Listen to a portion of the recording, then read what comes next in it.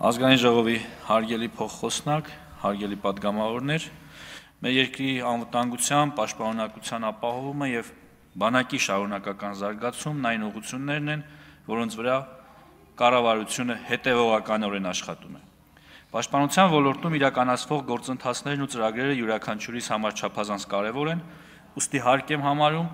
ազգային ժողովի բարձր ամբիոնից եւս մի անգամ խոսել կառավարության ծրագրից ու Հայաստանի Հանրապետության բանակի կերպափոխման հայեցակարգից բխող բարեփոխումների ընթացիկ արդյունքներից։ 2026 թվականին նախարարության համար նախատեսված 563.1 միլիարդ դրամ ֆինանսական միջոցներից ընթացիկ ծախսերը կազմում են 259.4 միլիարդ դրամ, այն է 46.1%, իսկ կապիտալ ծախսերը 303.7 միլիարդ դրամ, 53.9%։ Հարկ եմ համարում պաշտպանական ծախսերը ներկայացնել նաև տարիների որոշակի համեմատականով։ Համեմատության սկզբնական թիվը վերցրել եմ նախահեղափոխական 2017 թվականին ձևավորված 2018 թվականի բյուջեով նախատեսված թվերը։ 2018 թվականին պաշտպանական ծախսերը կազմել են 245 միլիարդ դրամ։ Արտարժույթով դա կազմում է $640 միլիոն։ 2025 թվականին պաշտպանական ծախսերը կազմել են 667 միլիարդ, որը կազմում է $1.741.604.000։ Եվ նաև Աքիլեսյան գարշապարը պահեստազոր թիկունքային ապահովում բանակ գործունակ համակարգի գոյությունն ու բացակայությունն է։ Բանակում ընթացող շինարարական աշխատանքների շրջանակում հետևողականորեն ընդլայնվում են զորանոցաշինության ծավալները, կատարելագործվում են կենցաղային պայմանները, շարունակվում է սննդի, հագուստի, հիգիենիկ պարագաների բարելավումը։ Մշտապես մեծացվում է ինժեներաշինարարական աշխատանքների ծավալը, շարունակվում է բանակային դիրքերի կահավորումը նոր եւ գերժամանակակից սարքավորումներով։ Այս ամենն ավելի անվտանգ է դարձնում դիրքապահ անձնակազմի ծառայությունը եւ բարձրացնում պետական սահմանի պաշտպանվածության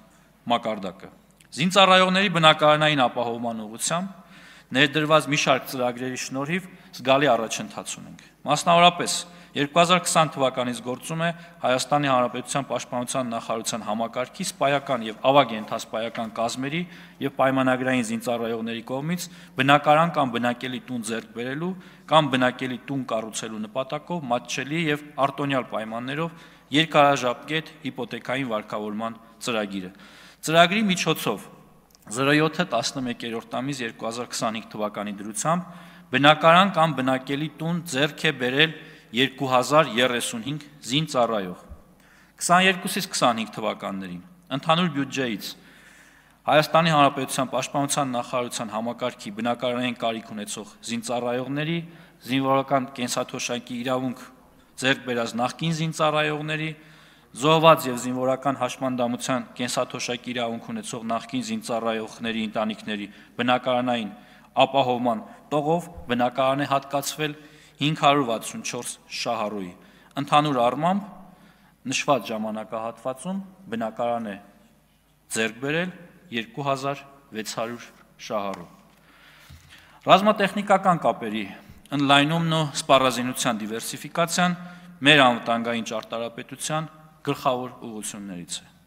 Հենց այս տրամաբանությամբ էլ շարունակում ենք զինված ուժերի սպառազինության արդիականացման ուղղված աշխատանքները, համագործակցությունը նոր գործընկերների հետ։ Մեր ուշադրության կենտրոնում է նաև տեղական ռազմաարդյունաբերությունը։ 2022 թվականին մենք ունեցել ենք մոտավորապես տեղական ռազմաարդյունաբերական ընկերությունների հետ 5.5 միլիարդ դրամի պայմանագիր։ Հետագայում եռամյա պայմանագրերի արդյունքում այդ թիվը այսօր դարձել է 171 միլիարդ ՀՀ դրամ։ Հայաստանն իր սպառազինությունն ու բանակը օգտագործելու է մեկ նպատակով՝ Հայաստանի Հանրապետության տարածքային ամբողջականությունն ու ինքնիշխանությունը պաշտպանելու համար։ Հարգելի գործընկերներ, բանակի խելամիտ համալրումը մեր ռազմավարական առաջնահերթություններից է։ Գործող բազմաթիվ այլ ծրագրերին ու միջոցառումներին մենք հավելել ենք նյութական խթանների ներդրումը պատվովճարների եւ առանձնաշնորհումների տեսքով։ Ռազմական բուհերի շրջանավարտներին բնակարան հատկացնելու որոշումը, ատեստավորման գործընթացի ներդրումը, պաշտպան հայրենյաց ծրագիրը, կանանց 6-ամսյա կամավոր ժամկետային ծառայության համակարգը,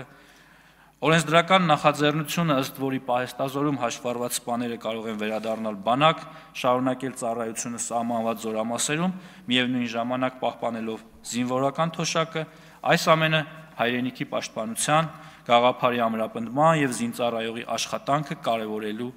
նոր ձևաչափեր են, ինչը արագ եւ հեռանկարային արդյունքներ է ենթադրում։ Շնորհակալ եմ։ Չմոռանաք հավանել տեսանյութը եւ բաժանորդագրվել Civic AM-ի YouTube-յան էջին։